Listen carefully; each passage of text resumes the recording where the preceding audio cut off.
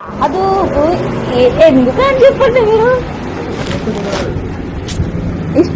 ఇష్టాలు ఏంటండి బాబు మీరు పిల్లలు చెప్పి పడుకోండి సార్ అలా మీరు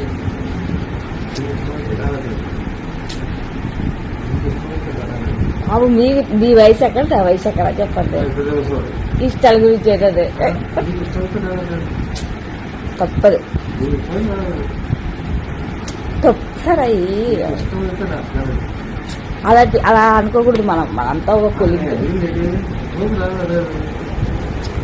పడుకుని మీరు వెళ్ళండి నేను